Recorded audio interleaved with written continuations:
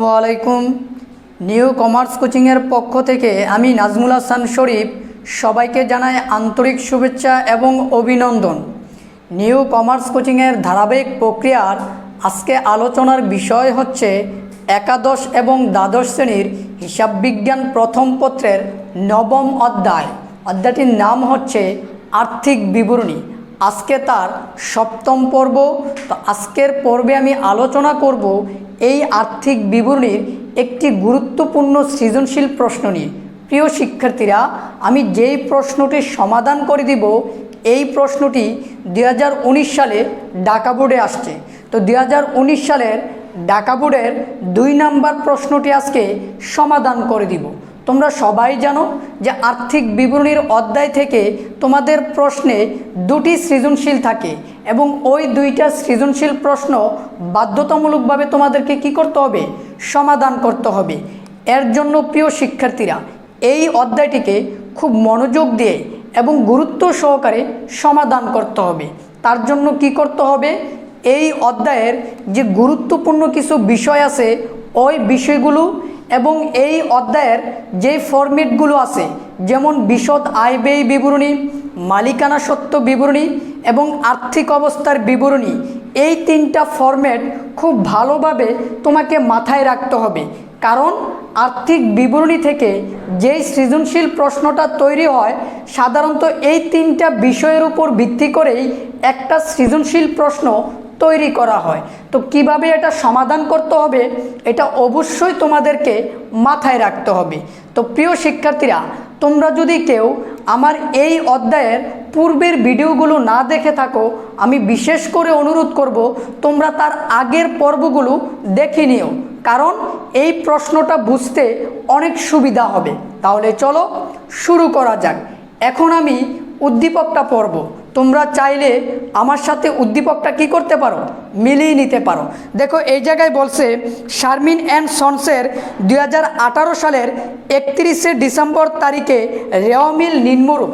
তোমরা সবাই জানো যে আমরা আর্থিক বিবরণীর যে প্রশ্নটা সমাধান করব এর জন্য প্রথমে একটা রেওয়া মিল দেওয়া থাকবে। ওই রেওয়া মিলটা থেকেই কিন্তু আমাদেরকে কি করতে হবে? আর্থিক বিবরণীটা সমাধান করতে হবে। দেখো প্রিয় শিক্ষার্থীরা, এই জায়গায় রেওয়া মিলের অনেকগুলো এন্ট্রি দেওয়া আছে। মজুদ পণ্য, পণ্য ক্রয়, ব্যাটসহ, পণ্য বিক্রয়, ব্যাটসহ, মজুরি, বেতন, এইভাবে অনেকগুলো এন্ট্রি দেওয়া আছে। সবগুলো এন্ট্রি আমি পড়লাম না। সবচেয়ে গুরুত্বপূর্ণ বিষয় কোনটা জানো? রেওয়া মিলের নিচে যে সমন্বয়ের এন্ট্রিগুলো থাকবে ওই সমন্বয়ের এন্ট্রিগুলোই হচ্ছে সবচেয়ে গুরুত্বপূর্ণ বিষয়। তো ওই সমন্বয়ের এন্ট্রিগুলো আমরা পড়তেছি। দেখো, এই জায়গায় সমন্বয়ের এন্ট্রিগুলো বলছে সমাপনী মজুদ পণ্য 20,000 টাকা, বিজ্ঞাপন খরচ 4/1 পরবর্তী বছরের জন্য বিলম্বিত করতে হবে। তারপরে বলছে বাকিতে পণ্য বিক্রয় 4,000 টাকা হিসাবভুক্ত হয়নি, প্রাপ্য হিসাবের উপর 5% অনাদায় পাওনা সঞ্চিতি রাখতে হবে। এই হচ্ছে সমন্বয়ের এন্ট্রিগুলো। তোমরা সবাই জানো যে রেওয়া মিলের এন্ট্রিগুলো একবার ব্যবহার করতে হবে আর সমন্বয়ের এন্ট্রিগুলো 2 বার ব্যবহার করতে হবে। এবার আসো প্রিয় শিক্ষার্থীরা, আমি এই প্রশ্নটার ক এবং খ আজকের পর্বে সমাধান করে দিব। তো ক নাম্বার প্রশ্নটাই বলছে ব্যাট চলতি হিসাব তৈরি করো। তো ব্যাট চলতি হিসাব আমরা কিভাবে তৈরি করব এটা একটু বুঝো তোমরা, কারণ অনেক সৃজনশীলের ক নাম্বারে এই ব্যাট চলতি হিসাবটা চলে আসে। তো দেখো, আমি অলরেডি ব্যাট চলতি হিসাবের একটা ছক তৈরি করে রাখছি। এটার মানে হচ্ছে ব্যাট চলতি হিসাবের নামে একটা খতিয়ান তৈরি করতে হবে। তোমরা সবাই জানো যে খতিয়ান হচ্ছে প্রত্যেকটা হিসাবের একটা আলাদা উদ্বৃত্ত বাহির করা। তো এই জায়গায় বলছে ব্যাট চলতি হিসাবের একটা উদ্বৃত্ত বাহির করো। তো এই জন্য আমি কি করলাম? চলমান জেরসকে একটা গড় তৈরি করে নিলাম। তোমরা সবাই এখন বলতে পারো যে চলমান জেরসকের গড় সংখ্যা কিন্তু 60টি, আমি কিন্তু তারিখের গড়টা দেইনি। তো প্রিয় শিক্ষার্থীরা, এই জায়গায় তারিখের গড়টা দিলেও হবে, না দিলেও হবে। বলে না দিলে কেন হবে? কারণ এই অঙ্কটার ভিতরে কোনো তারিখ নেই, যার কারণে আমি তারিখের গড়টা দেইনি। তো তারিখের গড়টা ছাড়াই তোমরা চলমান জেরসকের একটা খতিয়ানের ছক তৈরি করে নিবা। দেখো সেটা কি? বিবরণ, জাবেদা পৃষ্ঠা, ডেবিট টাকা, ক্রেডিট টাকা, উদ্বৃত্ত বা জের, ডেবিট ক্রেডিট। এবার উপরে আমি লিখে নিব ব্যাট চলতি হিসাব আর প্রতিষ্ঠানের নাম লিখে নিবা তোমরা। তো এবার আসো প্রিয় শিক্ষার্থীরা, আমরা যে ব্যাট চলতি হিসাব তৈরি করব, এই রেওয়া মিলের ভিতরে ব্যাট চলতি হিসাব নামক কোনো এন্ট্রি দেওয়া নাই।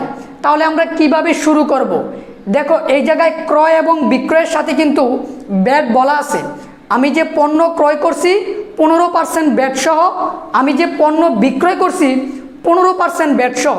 তো এখন আমি তোমাদেরকে একটা কথা বলে দেই, যদি পণ্য ক্রয় এবং বিক্রয়ের সাথে ব্যাট বলা থাকে এবং আমরা কোন টাকাটার উপরে ব্যাট ধার্য করব, সবসময় মনে রাখবা নিট ক্রয় এবং নিট বিক্রয়ের উপরে আমরা ব্যাট ধার্য করব। রেওয়া মিলে সরাসরি যেই টাকাটা দেওয়া থাকে তার সাথে যদি কোনো কিছু যোগ বিয়োগ করার থাকে তাহলে সেটা আগে যোগ বিয়োগ করে নিব, তারপর আমরা ব্যাট ধরব। এবার আসো প্রিয় শিক্ষার্থীরা, আমরা ক্রয়ের ব্যাটটা আগে বাহির করে তোমাদেরকে দেখিয়ে দেই, কারণ ক্রয়ের ব্যাটটাই কিন্তু এই ব্যাট চলতি হিসাবের ভিতরে আসবে। তো দেখো কিভাবে, আমি এই জায়গায় লিখলাম পণ্য ক্রয়।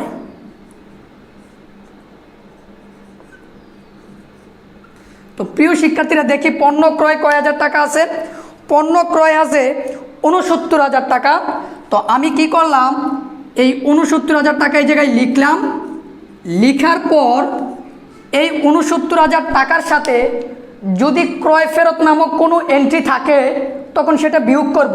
কিন্তু এই অঙ্কে ক্রয় ফেরত নামক কোনো এন্ট্রি নাই, অথবা অলিখিত ক্রয় বা দ্বারে ক্রয় নামে যদি কোনো এন্ট্রির সমন্বয়ে থাকে তাহলে সেটা যোগ করব, কিন্তু এই অঙ্কে নাই। তাহলে এই অঙ্কে নিট ক্রয় মানে হচ্ছে এটা, যেহেতু কোনো কিছু নাই তার মানে এটাই নিট ক্রয়। তো এটার উপর আমি 15% ব্যাট ধরবো। তো এবার ব্যাট ধরবো, যে এই জায়গায় বলছে ব্যাট সহ আমি ক্রয় করছি। তো ব্যাট সহ বললে কিভাবে করতে হবে, দেখো ব্যাট সহ বললে যে 15% বলছে, এই 15 আমি এটার সাথে গুণ দিব। গুণ দেওয়ার পর এবার 100-র সাথে 15 আমি যোগ করে নিব। দেখো প্রিয় শিক্ষার্থীরা, আমি কি করলাম, 69,000 টাকার সাথে আমি 15 গুণ দিছি, আর পার্সেন্ট মানে কি 100, 100-র সাথে আবার 15 কি করে নিলাম, যোগ করে নিলাম। কারণ এই জায়গায় সহ বলছে, সহ বললে এইভাবে করতে হবে। আর যদি সহ না বলতো তখন আমি 69,000 টাকার উপর সরাসরি 15% ক্যালকুলেশন করে ফেলতাম। তো দেখো আমি কি করব, এখন আমি এই জায়গায় এই 69,000 টাকা লিখব, গুণ দিব 15, আর এই জায়গায় কত হবে 115 দিয়ে আমি ভাগ দিব। তো চলো আমরা ক্যালকুলেশন করি। তো যদি আমি ক্যালকুলেশন করি 69,000 টাকাকে আমি গুণ দিব প্রথমে 15 দিয়ে, ভাগ দিব 115 দিয়ে, তাহলে আমার আসবে 9,000 টাকা।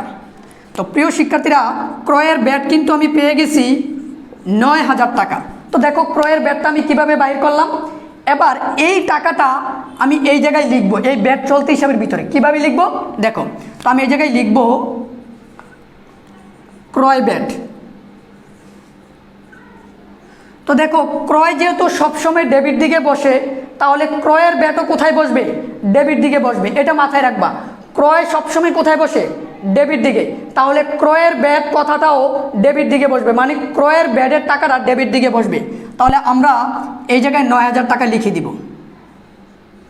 তো লিখে দিলাম 9,000 টাকা। এবার আসো প্রিয় শিক্ষার্থীরা, আমি তো 9,000 টাকা লিখে দিলাম, ক্রয়েরটা কমপ্লিট।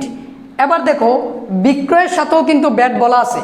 এবার তোমাকে যেটা করতে হবে, বিক্রয়ের ব্যাটটা তোমাকে বাইর করে নিতে হবে। এটা কিভাবে বাইর করব, তো দেখো আমি এই পাশে বিক্রয়ের ব্যাটটা বাইর করি। তো আমরা পণ্য বিক্রয় করছি কয় টাকার সেটা আগে লিখে নিব। তো চলো আমি লিখে নিই,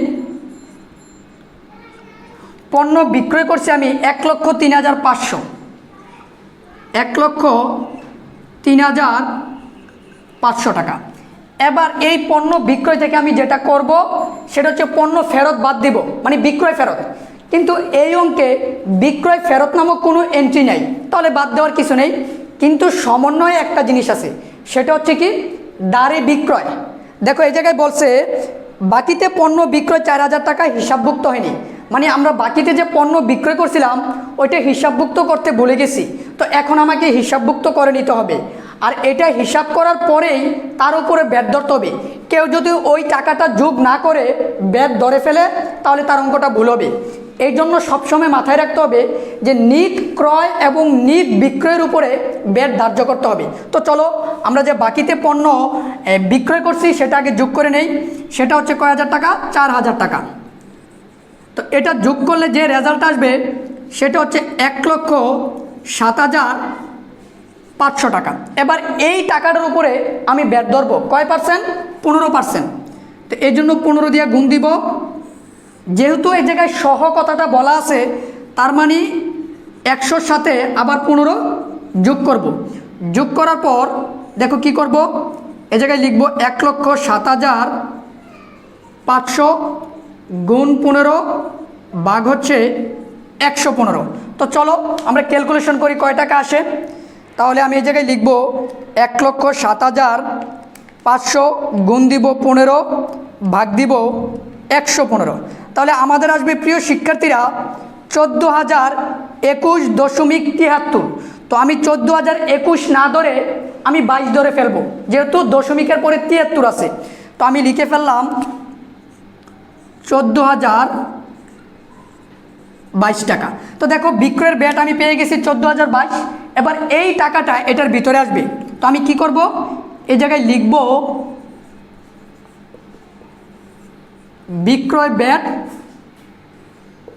14,022 টাকা। তো প্রিয় শিক্ষার্থীরা এবার আসো, এবার তার উদ্বৃত্তটা বাইর করব। কিভাবে বাইর করব? এই ডেবিট এবং ক্রেডিট টাকার মধ্যে কোন পাশের টাকা বেশি? ক্রেডিট দিকের টাকা বেশি না? তাহলে আমরা উদ্বৃত্তের ক্রেডিট দিকের ঘরে আগে লিখবো, এই টাকাটাই লিখে ফেলবো 14,022 টাকা। এই টাকাটা আমরা লিখে ফেলবো। এবার এই ডেবিট দিকের যোগফলটা মানে এই টাকা থেকে, এই ক্রেডিট দিকের টাকাটা থেকে আমি ডেবিট দিকের টাকাটা কি করে দিব? বিয়োগ করে দিব। তো চলো 14,022 থেকে আমরা বিয়োগ করব কত? 14,022 আমরা আগে লিখে নেই। তা থেকে আমরা বিয়োগ করব 9,000 টাকা। তো যদি আমরা বিয়োগ করি 9,000, তখন আমাদের থাকবে 5,022 টাকা। তো আমরা এই টাকাটা জায়গায় লিখে দিব 5,022 টাকা। এটাই হচ্ছে ব্যাট চলতি হিসাবের উদ্বৃত্ত বা ব্যাট চলতি হিসাব। তো প্রিয় শিক্ষার্থীরা দেখো ব্যাট চলতি হিসাবটা আমরা কিভাবে বাইর করলাম, আশা করি তোমরা বুঝতে পারছো। এখন আমি তোমাদেরকে খ নাম্বার প্রশ্নটা কি করে দিব? সমাধান করে দিব। এখন আমি তোমাদেরকে খ নাম্বার প্রশ্নটা সমাধান করে দিব। প্রিয় শিক্ষার্থীরা এই জায়গায় খ নাম্বার প্রশ্নটা বলছে বিশদ আয় ব্যয় বিবরণী তৈরি করো, মানে নিট মুনাফা বাহির করতে হবে। বিশদ আয় বিবরণী হচ্ছে প্রতিষ্ঠানের নিট মুনাফা বাহির করা। তো এই বিশদ আয় বিবরণীটা পারতে হলে তোমাকে তার ফরম্যাটটা খুব ভালো করে পারতে হবে। তো যদি কেউ ফরম্যাটটা না পারো তাহলে অবশ্যই তোমরা আমার আগের ভিডিওগুলা দেখে নাও, ওই জায়গায় বিশদ আয় বিবরণীর ফরম্যাটটা সুন্দর করে বুঝিয়ে দিছি। তো প্রিয় শিক্ষার্থীরা বিশদ আয় বিবরণী হচ্ছে প্রতিষ্ঠানের নিট মুনাফা বাহির করতে হবে। আর এই নিট মুনাফাটা আমরা সরাসরি কিন্তু কি করতে পারবো না, বাহির করতে পারবো না। এর জন্য আমাকে কি করতে হবে? প্রথমে মোট মুনাফা বাহির করতে হবে, তারপর পরিচালন মুনাফা বাহির করতে হবে, তারপর নিট মুনাফা বাহির করতে হবে। তাহলে চলো আমরা ধাপে ধাপে প্রতিষ্ঠানের নিট মুনাফা বাহির করব। একটা কথা মাথায় রাখবা যে রেওয়া মিলের এন্ট্রিগুলো একবার ব্যবহার হবে আর সমন্বয়ের এন্ট্রিগুলো দুইবার আমরা কি করব? ব্যবহার করব। তো প্রিয় শিক্ষার্থীরা দেখো তার জন্য কোনো কঠিন গড় রাখতে হবে না। আমি একটা গড় তৈরি করে নিলাম। বিবরণ টাকা টাকা টাকা, প্রতিষ্ঠানের নাম লিখে নিবা, তারপরে লিখবা বিশদ আয় বিবরণী, সালটাও তোমরা লিখে নিবা। এবার আসো প্রিয় শিক্ষার্থীরা, বিশদ আয় বিবরণীর প্রথমে আসবে বিক্রয় দিয়ে, মানে বিক্রয় দিয়ে কিন্তু আমরা অঙ্কটা শুরু করব। বলে কেন শুরু করব? কারণ বিক্রয়ের মাধ্যমে একটা প্রতিষ্ঠানের নগদ টাকার আগমন ঘটে। এই জন্য দেখবা বিক্রয় রেওয়া মিলের কোথায় দেওয়া আছে, আর ওই বিক্রয়ের টাকাটা দিয়ে অঙ্কটা শুরু করব। তো চলো আমরা শুরু করি। তো আমি লিখে নিব বিক্রয়। তো আমি এই জায়গায় লিখে নিই বিক্রয়। তো দেখো প্রিয় শিক্ষার্থীরা আমি লিখলাম বিক্রয়। এবার এই বিক্রয়ের টাকাটা মাঝখানের কলামে লিখবা। বিক্রয় হচ্ছে 1,03,500 টাকা। এবার এই বিক্রয়ের সাথে আমরা যেটা করব, ওই যে আমরা বাকিতে পণ্য বিক্রয় করছি সমন্বয়ে দেওয়া আছে, এটা আমরা যোগ করে নিব। যেহেতু বিক্রয় ফেরত নাই, তার মানে এই জায়গা থেকে বাদ দেওয়ার কিছু নেই। তাহলে বাকিতে বিক্রয়টা আমরা কি করে নিব, যোগ করে নিব। তো আমি এই জায়গায় লিখলাম প্লাস বাকিতে বিক্রয়, বা কেউ লিখতে পারো অলিখিত বিক্রয় অথবা দাঁড়ি বিক্রয়, একই কথা, এটা নিয়ে কোনো সমস্যা হবে না। তো কয় হাজার টাকা, 4,000 টাকা। তো আমি এই জায়গায় 4,000 টাকা লিখে দিব। লিখার পরে এটা যোগ করে আমি এই জায়গায় লিখব 1,07,500 টাকা। এবার লিখার পর প্রিয় শিক্ষার্থীরা যেটা করব, এবার এই বিক্রয় থেকে আমি ব্যাডের টাকাটা বাদ দিব। বলে কেন বাদ দিব, কারণ এই বিক্রয়ের সাথে ব্যাট আছে, কারণ আমি ব্যাট সহ বিক্রয় করছি। একটু আগেই কিন্তু মানে ক নাম্বারেই কিন্তু আমি ব্যাডের টাকাটা বাহির করছিলাম যে বিক্রয়ের উপরে কত টাকা ব্যাট ছিল। তো প্রিয় শিক্ষার্থীরা ওই ব্যাডের টাকাটাই আমরা এখন কি করব, বাদ দিয়ে দিব। তো আমি এই জায়গায় লিখব মাইনাস বিক্রয় ব্যাট। তো বিক্রয় ব্যাটের টাকাটা ছিল 14,022 টাকা। আমি এই জায়গায় লিখে নেই 14,022 টাকা। এবার বিয়োগ করার পর যেই টাকাটা আসবে এটা আউট কলামে লিখে দিব, এটাই হবে নিট বিক্রয়। তো চলো আমরা ক্যালকুলেশন করি।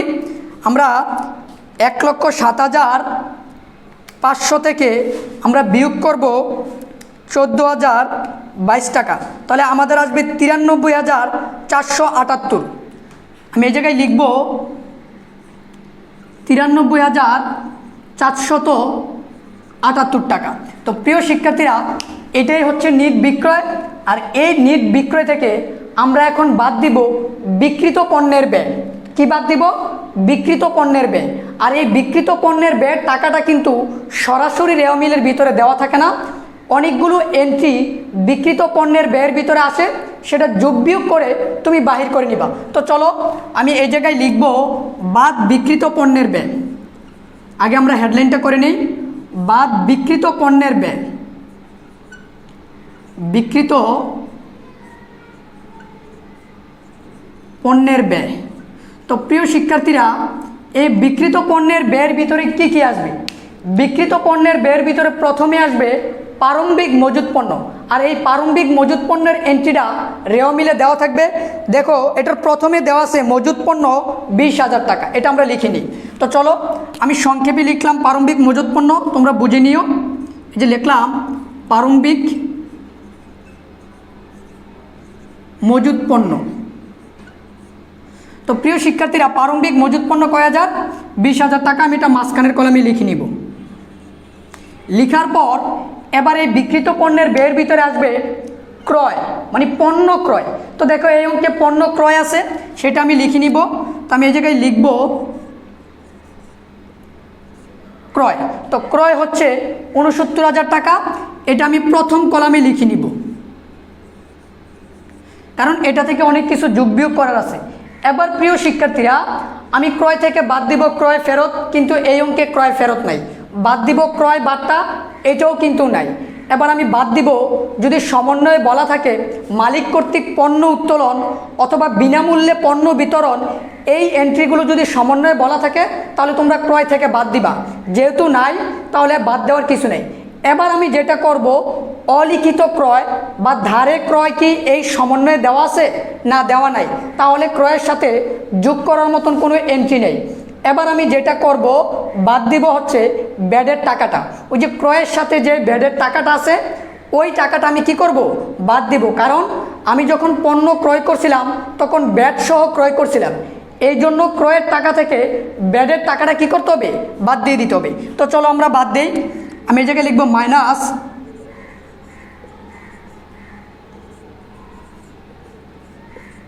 ক্রয় ব্যাট। তো ক্রয়ের উপরে ব্যাট কিন্তু কয় টাকা আসছিল, 9,000 টাকা। তো আমি 9,000 টাকায় বাদ দিয়ে দিব।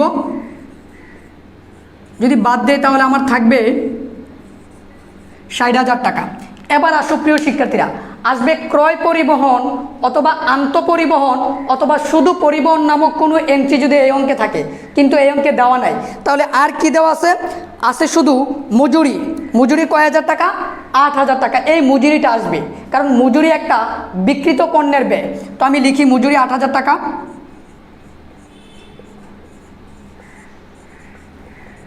তো মজুরির সাথে সমন্বয়ে কিছু বলা নাই, যার কারণে এটা মাঝখানে বসাই দিছি।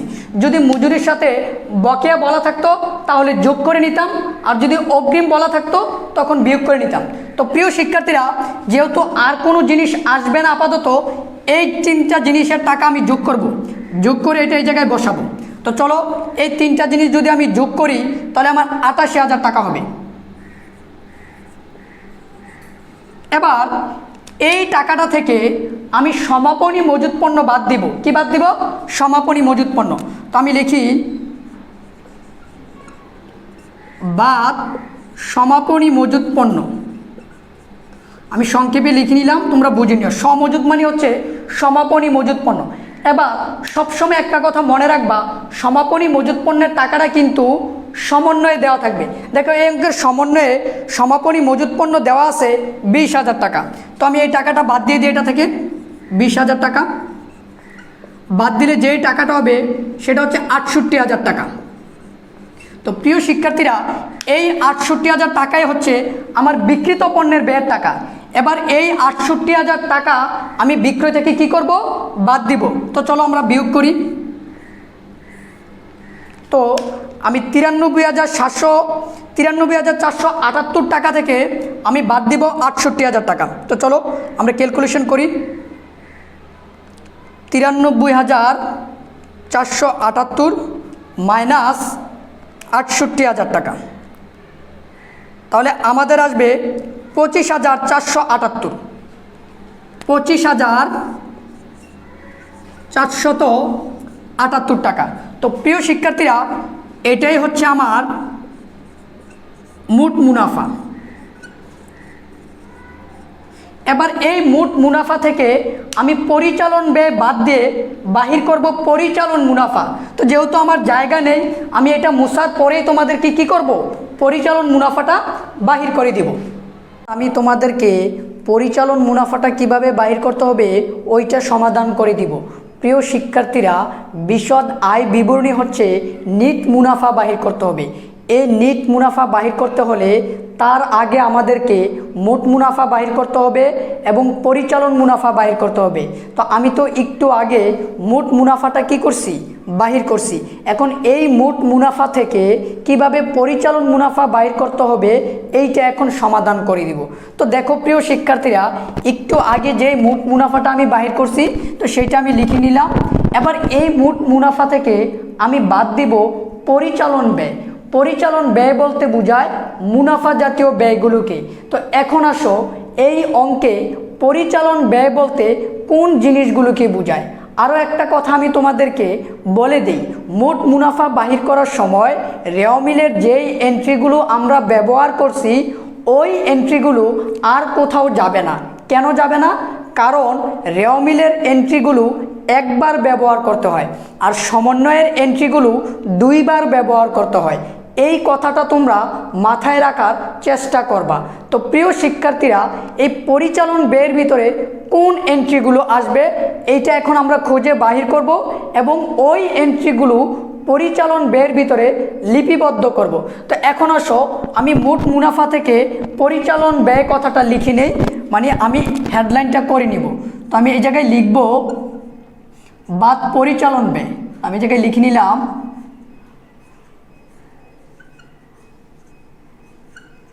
বাদ পরিচালন ব্যয়। তো প্রিয় শিক্ষার্থীরা, এই পরিচালন ব্যয়ের ভিতরে প্রথমে আসবে বেতন। বেতন আমাদের জন্য একটা মুনাফা জাতীয় ব্যয় আর এটা পরিচালন ব্যয়ের ভিতরে আসবে। তো বেতন কথাটা রেওয়া মিলে দেওয়া আছে, তোমরা খুঁজে বাহির করে নিবা। আমি লিখলাম বেতন 12,000 টাকা দেওয়া আছে। তো আমি 12,000 টাকা মাঝখানের কলামে মানে সেকেন্ড কলামে লিখে নিলাম। এখন আসো, এই বেতনের সাথে যদি সমন্বয়ে বকেয়া বা অগ্রিম কোনো কথা উল্লেখ থাকতো তাহলে আমরা বেতনের টাকাটা প্রথম কলামে লিখে বকেয়া বা অগ্রিম যেটাই থাকুক যোগ বিয়োগ করে তারপর আমরা ওই টাকাটা সেকেন্ড কলামে নিব। কথাটা আশা করি বুঝতে পারছো। এবার আসো প্রিয় শিক্ষার্থীরা, বেতনের পরে কি আসবে? দেখো, বেতনের পরে আছে প্রাপ্য হিসাব, যেটা চলতি সম্পদ, ওইটা পরিচালন ব্যয়ের ভিতরে আসবে না। তারপর আছে প্রদেয় হিসাব, এটা হচ্ছে চলতি দায়, এটাও পরিচালন ব্যয়ের ভিতরে আসবে না। আসবে হচ্ছে বিজ্ঞাপন। বিজ্ঞাপন আমাদের জন্য কি?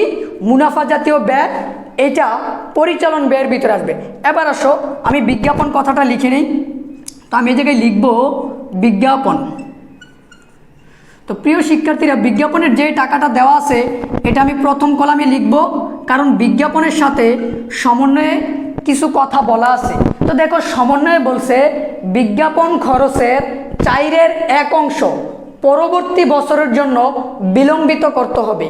এই কথাটার মানে হচ্ছে বিজ্ঞাপনের যে টাকাটা এটাকে 4টা ভাগ করে, মানে 4টা ভাগে ভাগ করে একটা ভাগের টাকা পরবর্তী বছরের জন্য বিলম্বিত করতে হবে। আর বিলম্বিত বিজ্ঞাপন আমরা বিজ্ঞাপন থেকে কি করি? বিয়োগ করে দেই। তো প্রিয় শিক্ষার্থীরা, পরবর্তী বছর বলতে বুঝাইছে সামনের বছরের জন্য রাখতে হবে। তো আমরা যেই বছরের অঙ্ক করি ওই বছরের টাকাটা আমাদের জন্য ব্যয়। তো এই বিজ্ঞাপনের ভিতরে মানে এই 2000 টাকার ভিতরে যেহেতু পরবর্তী বছরের একটা টাকা আছে, কিছু টাকা, ওই টাকাটা তোমাকে বাদ দিয়ে লিখতে হবে, কারণ এই জায়গায় খরচটা দেখাইতে হবে। তো কিভাবে বাদ দেব? দেখো প্রিয় শিক্ষার্থীরা, আমি এই জায়গায় লিখব মাইনাস বিলম্বিত বিজ্ঞাপন। আমি এই জায়গায় কি লিখব? বিলম্বিত বিজ্ঞাপন। এখন এই বিলম্বিত বিজ্ঞাপনের টাকাটা তোমরা কিভাবে বাইর করবা? এটা খুব সহজ। তো বিজ্ঞাপনের জন্য আমি টোটাল দিছি 2000 টাকা। এটাকে যদি আমি 4টা ভাগে ভাগ করি তাহলে 4 দিয়ে ভাগ দিব। 4 দিয়ে ভাগ দিলে প্রত্যেক ভাগে কিন্তু 500 টাকা করে আসে, তাই না? এবার এই 500 টাকা আমি এটা থেকে কি করব? বাদ দিব, কারণ এই 500 টাকাই হচ্ছে বিলম্বিত। তাহলে আমার এই জায়গায় থাকবে কত বিয়োগ করলে? থাকবে হচ্ছে 1500 টাকা। তো প্রিয় শিক্ষার্থীরা দেখো, বিলম্বিত বিজ্ঞাপনের টাকাটা আমি কিভাবে বাহির করলাম। বাহির করার পর বিজ্ঞাপনের টাকা থেকে বিলম্বিত বিজ্ঞাপনের টাকা আমি বিয়োগ করছি। বিয়োগ করার পর যেই টাকাটা আসছে এটাই হচ্ছে বিজ্ঞাপন খরচের টাকা। এবার দেখো প্রিয় শিক্ষার্থীরা, তারপরে আছে অনাদায়ী পাওনা সঞ্চিতি। এই অনাদায়ী পাওনা সঞ্চিতিটা হচ্ছে অনাদায়ী পাওনা খরচের একটা এন্ট্রি। আর অনাদায়ী পাওনা খরচের টাকাটা এটা পরিচালন ব্যয়ের ভিতরে আসবে। তো প্রিয় শিক্ষার্থীরা, অনাদায়ী পাওনা খরচ বাহির করার জন্য আমরা 4টা আইটেম মানে 4টা এন্ট্রি ব্যবহার করি। অনাদায়ী পাওনা খরচের ভিতরে কয়টা এন্ট্রি আসে? 4টা। দেখো ওই 4টা এন্ট্রি কি তোমাদের বোঝানোর সুবিধার্থে আমি পাশে তুলে রাখছি। ওই 4টা এন্ট্রি হচ্ছে অনাদায়ী পাওনা, তার আরেকটা নাম হচ্ছে কুরিন। নতুন অনাদায়ী পাওনা, তার সাথে যোগ করব নতুন অনাদায়ী পাওনা সঞ্চিতি, বিয়োগ করব পুরাতন অনাদায়ী পাওনা সঞ্চিতি।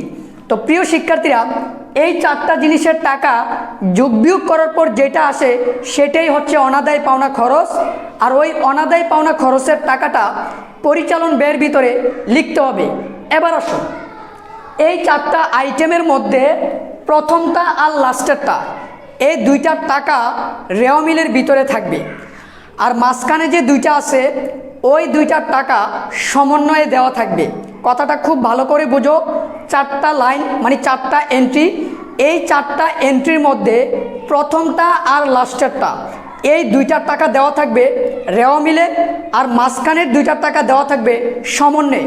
সমন্বয়ে যে এন্ট্রিগুলো থাকে এই জন্য তার আগে আমরা নতুন লিখি, কারণ সমন্বয়ের এন্ট্রিগুলো কি নতুন। তো প্রিয় শিক্ষার্থীরা চলো, এই অনাদায়ী পাওনা এটা কই থাকবে? রেওয়া মিলে। দেখো তো এই রেওয়া মিলের ভিতরে মানে প্রশ্নের ভিতরে কোনো অনাদায়ী পাওনা কি আছে? না প্রিয় শিক্ষার্থীরা, অনাদায়ী পাওনা নাই। তারপরে আসো 2 নম্বরটা, নতুন অনাদায়ী পাওনা। এটা কোথায় পাবো? সমন্বয়ে। দেখো তো এই অঙ্কের সমন্বয়ে কি কোথাও বলা আছে যে অনাদায়ী পাওনা বা দেনাদারের কাছ থেকে 2000 টাকা আদায়যোগ্য নয়? কারণ অনাদায়ী পাওনা মানে হচ্ছে দেনাদারের কাছ থেকে যে টাকা আদায় করা যাবে না। তো এইরকম কোনো কথা কি এই অঙ্কে আছে? না প্রিয় শিক্ষার্থীরা। তাহলে প্রথমটাও নাই, দ্বিতীয়টা নাই। যেটা থাকবে না ওইটাকে আমরা স্কিপ করে চলে যাব। তারপরে দেখো 3 নম্বরটা, নতুন অনাদায়ী পাওনা সঞ্চিতি। এটার টাকা কিন্তু থাকবে সমন্বয়ে, এবং এই অঙ্কের সমন্বয়ে কিন্তু এটা দেওয়া আছে। এই যে দেখো, এই অঙ্কের সমন্বয়ে বলছে প্রাপ্য হিসাবের উপরে 5% অনাদায়ী পাওনা সঞ্চিতি ধরতে হবে। এই যে প্রাপ্য হিসাবের উপর আমি 5% অনাদায়ী পাওনা সঞ্চিতি ধরব, এটাই হচ্ছে নতুন অনাদায়ী পাওনা সঞ্চিতি। তো এটার টাকা কিন্তু দেওয়া নাই, এটার টাকা আমাদেরকে বাহির করে নিতে হবে। কিভাবে বাহির করব? দেখো, তো আমি এন্ট্রির কথাটা আগে লিখে নেই। তো আমি এই জায়গায় লিখব নতুন অনাদায়ী পাওনা সঞ্চিতি। তো আমি জায়গায় কথাটা লিখে নিই, একটু খেয়াল করো। নতুন অনাদায়ী পাওনা, সরি হ্যাঁ, নতুন অনাদায়ী পাওনা, নতুন অনাদায়ী পাওনা সঞ্চিতি। তো প্রিয় শিক্ষার্থীরা, এই নতুন অনাদায়ী পাওনা সঞ্চিতির টাকাটা আমরা বাহির করব প্রাপ্য হিসাবের উপর। প্রাপ্য হিসাব বলতে বোঝায় দেনাদারের উপর। এবার যেই দেনাদারটা রেওয়া মিলে দেওয়া থাকবে, মানে যেই প্রাপ্য হিসাবটা, ওইটার উপরে তোমরা সরাসরি ক্যালকুলেশন করবা না। সবসময় নতুন অনাদায়ী পাওনা সঞ্চিতির টাকাটা আমরা অবশিষ্ট প্রাপ্য হিসাবের উপরে বাহির করব। এবার আসো, অবশিষ্ট প্রাপ্য হিসাব বলতে কি বোঝায়, মানে রেওয়া মিলে যে প্রাপ্য হিসাবটা থাকবে তার সাথে সমন্বয়ের কিছু জিনিস যোগ বিয়োগ করতে হবে যদি সেগুলো সমন্বয়ে থাকে। যেমন দেখো, আমি রেওয়া মিল থেকে লিখলাম প্রাপ্য হিসাব, রেওয়া মিলে যে প্রাপ্য হিসাবটা দেওয়া আছে সেটা আমি লিখলাম এই জায়গায় 28,000 টাকা। এবার এই প্রাপ্য হিসাবের সাথে আমি যোগ করব সমন্বয়ে বলা আছে বাকিতে পণ্য বিক্রয়। প্রিয় শিক্ষার্থীরা, আচ্ছা বাকিতে পণ্য বিক্রয় করলে বলো তো প্রাপ্য হিসাবের পরিমাণ কি বাড়ে নাকি কমে? অবশ্যই প্রাপ্য হিসাবের পরিমাণ বাড়ে, মানে দেনাদারের পরিমাণ। বলে কিভাবে? তুমি জাবেদা করো, বাকিতে পণ্য বিক্রয় করছি, এটার জাবেদা কি? প্রাপ্য হিসাব ডেবিট, বিক্রয় হিসাব ক্রেডিট। দেখো এই এন্ট্রিটা কোন দুইটার সাথে যাবে, মানে সমন্বয়ের এন্ট্রিটা কোন দুই জায়গায় ব্যবহার করতে হয় এটা জাবেদা করলেই তুমি বুঝতে পারবা। বাকিতে পণ্য বিক্রয়, জাবেদা কি? প্রাপ্য হিসাব ডেবিট, বিক্রয় হিসাব ক্রেডিট। এটার মানে হচ্ছে প্রাপ্য হিসাবের পরিমাণকে এটা বাড়াইছে, এই জন্য এই টাকাটা প্রাপ্য হিসাবের সাথে আগে তোমাকে কি করে নিতে হবে? যোগ করে নিতে হবে। তো চলো আমরা যোগ করে নিই।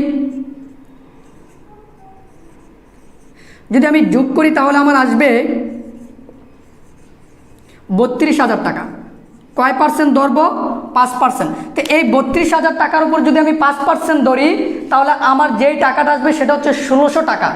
এই টাকাটাই হচ্ছে নতুন অনাদায়ী পাওনা সঞ্চিতির টাকা। তো কিভাবে বাইর করলাম আশা করি তোমরা বুঝতে পারছো। তো আমি এই জায়গায় লিখে দিই 1600 টাকা।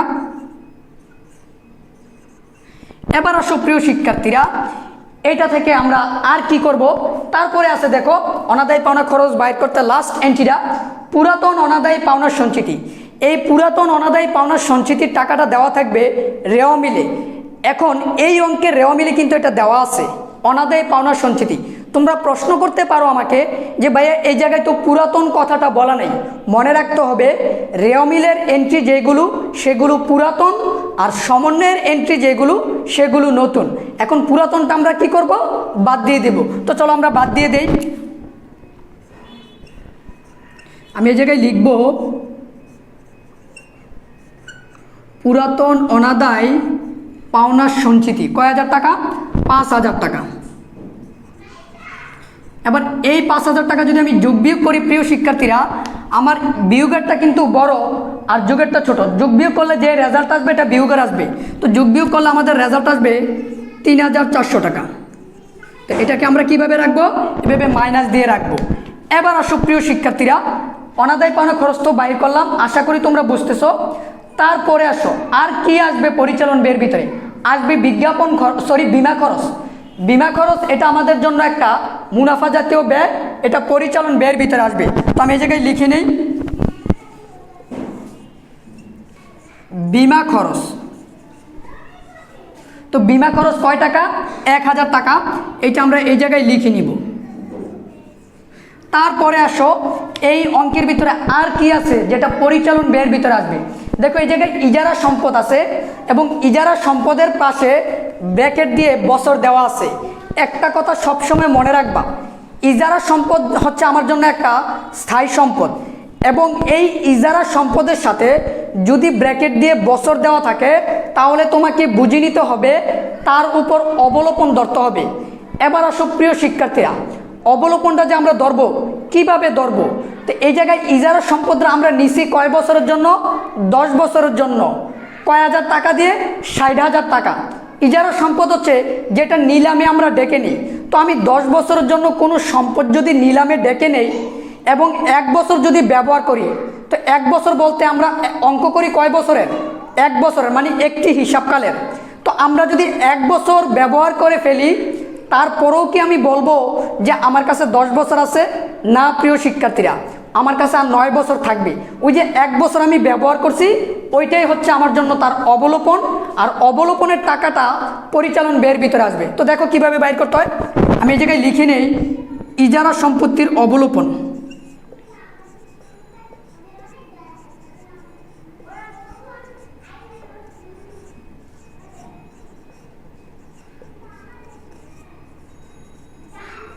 তো দেখো প্রিয় শিক্ষার্থীরা, ইজারা সম্পদ হচ্ছে 60,000 টাকা।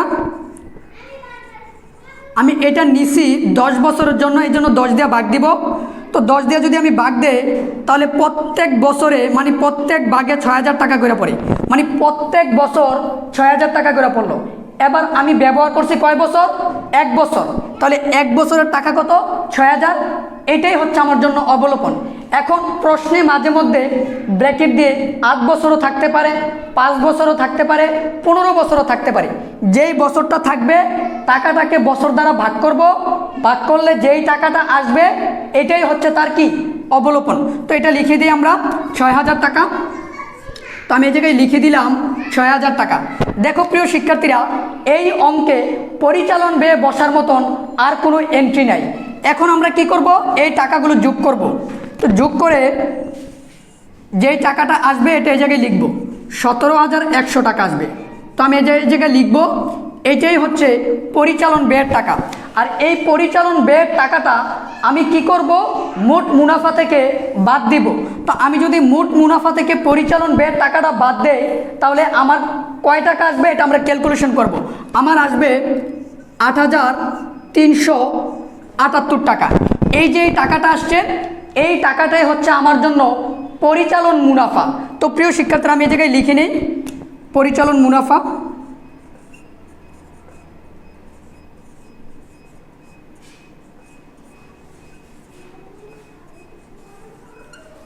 পরিচালন মুনাফা, দেখো পরিচালন মুনাফাটা আমি কিভাবে বাইর করলাম?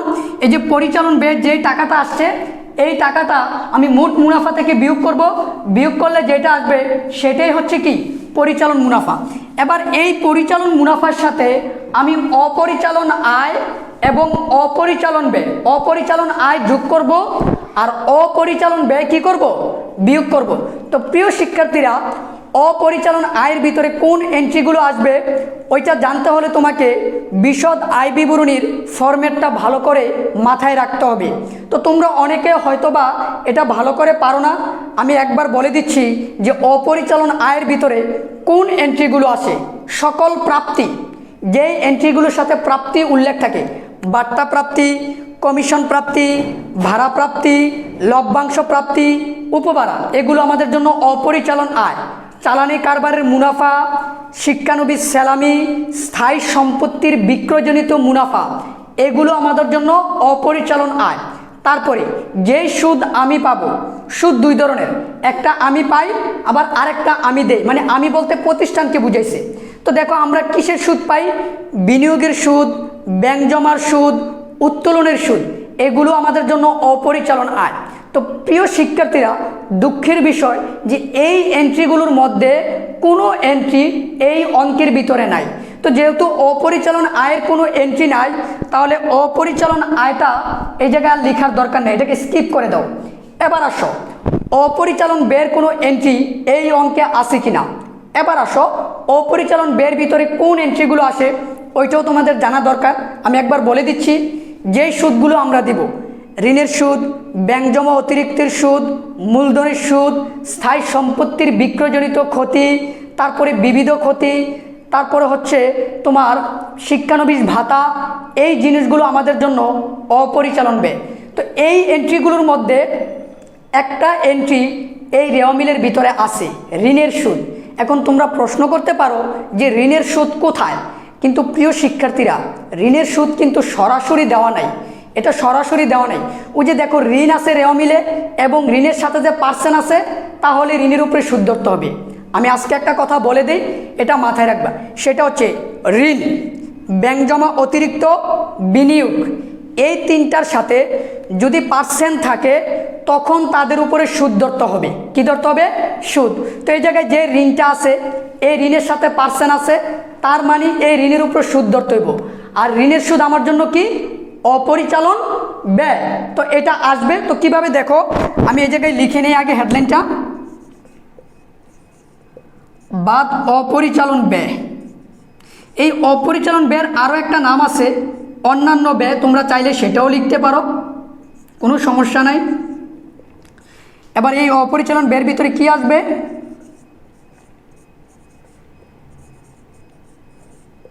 আসবে ঋণের সুদ। এবার ঋণের সুদ কয় টাকা এটা আমরা কিভাবে বাহির করব, তাই না? দেখো প্রিয় শিক্ষার্থীরা, আমি ঋণের সুদের জায়গায় বাহির করি কিভাবে, দেখো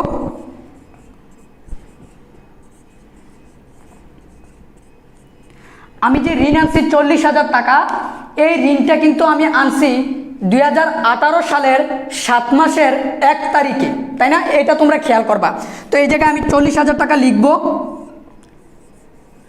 তার উপরে 5% ক্যালকুলেশন যদি আমি করি তাহলে আমার আসবে 2,000 টাকা।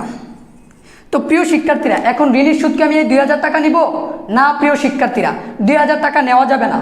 অনেক শিক্ষার্থী এই 2,000 টাকাই নিবে, কিন্তু তোমরা যারা আমার এই ভিডিওটা দেখতেছো তোমরা 2,000 টাকা নিবা না। বলে কেন? কারণ আমি যে ঋণ আনছি এটা কিন্তু আমি বছরের মাঝামাঝিতে আনছি, মানে 7 মাসের 1 তারিখে। তাহলে আমি সুদ দিব 7 মাস থেকে। তাহলে 7, 8, 9, 10, 11, 12, কারণ 1 বছর সমান 12 মাস।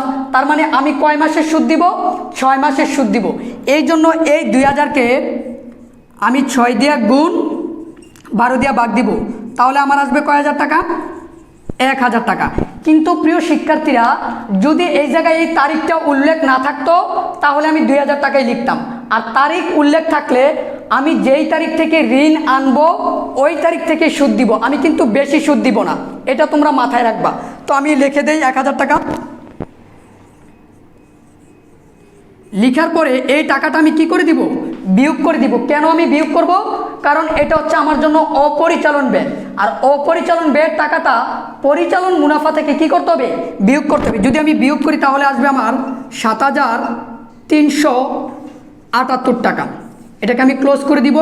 ক্লোজ করে দেওয়ার পর যে টাকাটা আসবে এটাই হচ্ছে আমার সে কাঙ্ক্ষিত নিট মুনাফা, মানে বিশদ আয় বিবরণী।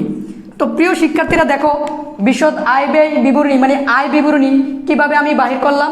আমি প্রথমে বাহির করলাম মোট মুনাফা, তারপরে বাহির করছি পরিচালন মুনাফা, এখন বাহির করলাম নিট মুনাফা। তো কিভাবে বাহির করছি আশা করি তোমরা বুঝতে পারছো। তো আমি এই সৃজনশীল প্রশ্নের ক আর খ আজকে সমাধান করে দিলাম। গ নম্বর প্রশ্নটা ইনশাল্লাহ পরবর্তী পর্বে আমি সমাধান করে দিব। তো আজকের এই ক এবং খ এর ভিতরে যদি তোমাদের কারো কোনো সমস্যা থাকে এবং কোনো মন্তব্য থাকে অবশ্যই সেই মন্তব্যগুলো কমেন্ট বক্সে জানাবে। আর এই ভিডিওটি যদি তোমাদের উপকারে আসে তাহলে অবশ্যই ভিডিও শেষে একটি লাইক, কমেন্ট এবং শেয়ার করতে হবে বন্ধুদের মাঝে। যারা সাবস্ক্রাইব করছো তাদেরকে অসংখ্য ধন্যবাদ। যারা এখনও করো নাই, যদি তোমাদের প্রয়োজন মনে হয় চ্যানেলটি সাবস্ক্রাইব করে পাশে থাকবে। ভালো থাকো, সুস্থ থাকো। আসসালামু আলাইকুম।